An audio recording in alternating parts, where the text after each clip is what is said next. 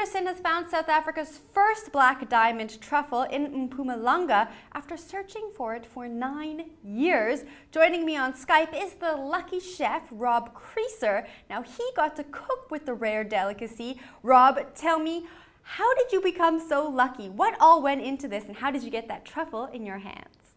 Yeah, well, he phoned me up saying obviously that Michelangelo must use truffles, and he wanted an expert opinion of what he brought out the ground, whether it was really a truffle. And for me, it was an amazing thing to experience. I was like, wow, great, fantastic. At last we've got something in this country. So I went up there on my next day off and went up to go and visit him, and sure as anything, there's this big black Perigord truffle. And yeah, I mean, I cut it all piece off, I smelled it, I tasted it, I thought, yeah, this is the real thing. And we just waited for DNA testing. That was a big wait. That's amazing. Now, what was going through your head when Cameron called you first and told you that he had found South Africa's first black diamond truffle? Well, I hadn't really realized how many people have been trying in South Africa, because now, of course, I know there's been guys in Cape Town that have been trying, there's guys in Durban, and I wasn't really aware that there was this big effort to try and bring truffles out of the ground in South Africa. So I thought, first of all, I thought it was a bit unusual. I was a bit skeptical because obviously I thought truffles only come from overseas, from Europe and things like that. But as soon as Cameron explained a bit more to me, I was, like I say, I was hyped up and excited. I'm looking forward to the first hunt for truffles of the season this year. That is really exciting. Now, for anyone watching this video who doesn't really understand what goes into finding a truffle, can you just briefly explain that to us? Well, he's trained his dog, Shani. His dog's called Shani. He trained her on truffle oil. And the main thing is trying to get something that's got a good nose, that can go and sniff around the base of the plants and identify where there might be a truffle. I'm planning to go up and take Cameron some summer truffles just to help get the dog's nose a bit better for this season, because last year he found 2, and we're hoping that this year we're going to find quite a few more. Wow, that's really exciting. Now, as a chef, what is a black truffle? Can you kind of explain to us the exquisiteness of actually getting to eat a truffle? Well, truffles, it's seen as a high-end ingredient. It's got a very earthy flavor. It's obviously similar to the mushroom family, but it's got a much stronger flavor. You get a bit more of the umami flavor. And I suppose it's considered as a bit of a decadent because of the struggle that you have to find it and the rarity of it. So it's prized by chefs throughout the world. And yeah, in high-end establishments, that's what guests want to eat. Now, classic dishes like tornado rossini, shaved black truffle, there you go. Now, you're the lucky chef that actually got to cook this truffle. What did you do with it?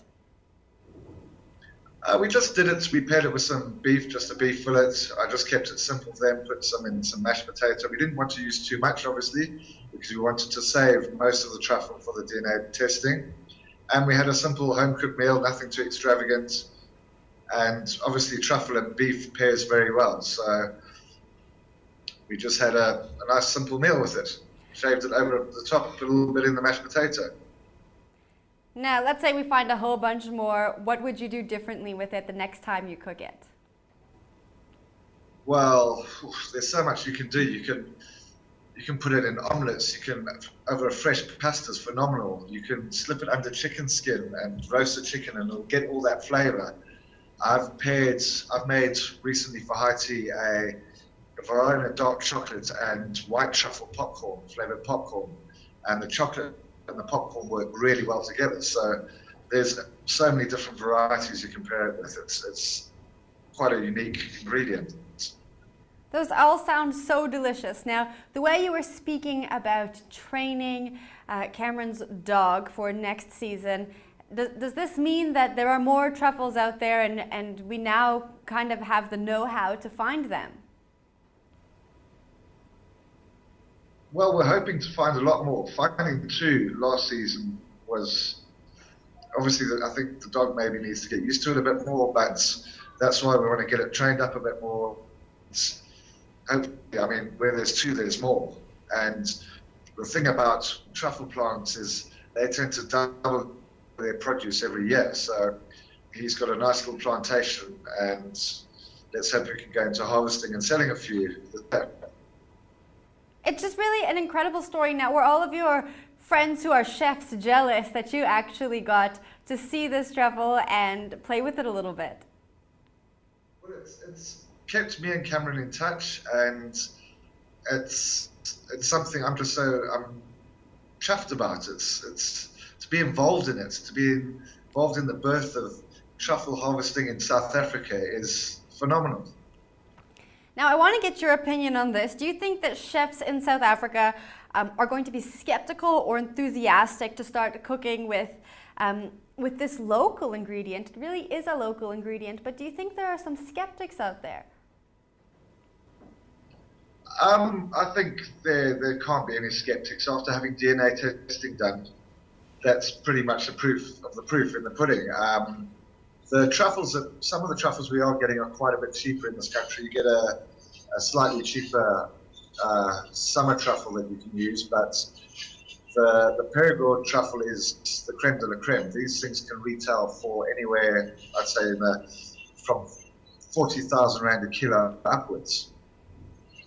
Wow, that's incredible. Now, do you think as we start to find more of these black diamond truffles, they're going to become an export, or is it something that we'll keep here locally and enjoy in our country?